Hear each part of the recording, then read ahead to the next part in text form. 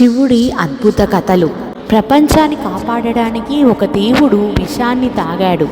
కోపంతో మూడో కన్ను తెరిచినప్పుడు దేవతలే భయపడ్డారు. ఎవరు ఆ మహాదేవుడు? ఎందుకు ఆయనను దేవాది దేవుడు అంటారు? ఈరోజు మనం వినబోయే శివుడి కథలు మీలో భక్తితో పాటు ఆశ్చర్యాన్ని కూడా కలిగిస్తాయి. శివుడు హాలాహల విషం తాగిన కథను ఈ విధంగా చెప్తున్నాను.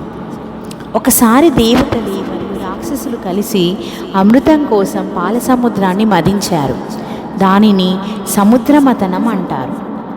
మందర పర్వతాన్ని కవ్వంగా, వాసుకిని తాడుగా ఉపయోగించారు. కానీ అమృతం రాకముందే భయంకరమైన హాలాహల విషం బయటకు వచ్చింది. ఆ విషం ప్రపంచాన్ని నాశనం చేసే శక్తి కలిగి ఉంది. దేవతలే భయపడ్డారు. అందరూ చివరకు శివ వద్దకు వెళ్ళారు. ప్రపంచాన్ని కాపాడడానికి శివుడు ఆ విషాన్ని తాగేశాడు. అప్పుడు దేవి పార్వతి వెంటనే ఆయన గొంతును పట్టుకుంది. అందువల్ల విషము గొంతులోనే ఆగిపోయింది. అప్పటి నుండి శివుడిని నీలకంఠుడు అని పిలుస్తారు.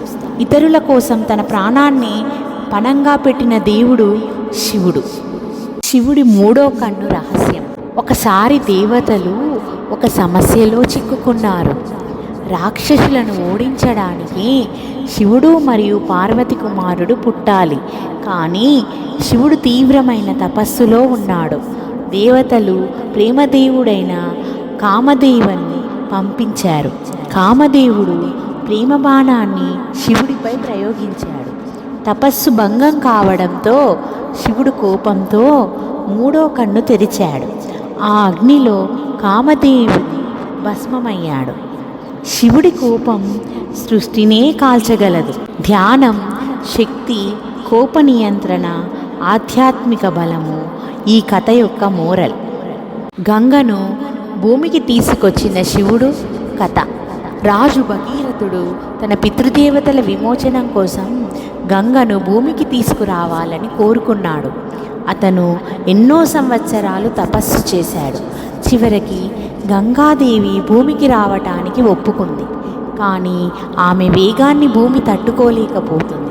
అప్పుడు శివుడు తన జటాజూటంలో గంగను ఆపాడు. ఆ తర్వాత మెల్లగా భూమిపైకి విడుదల చేశాడు. అందుకే శివుడిని గంగాధరుడు అంటారు. శక్తిని నియంత్రించగలిగిన వాడే నిజమైన మహాశక్తివంతుడు.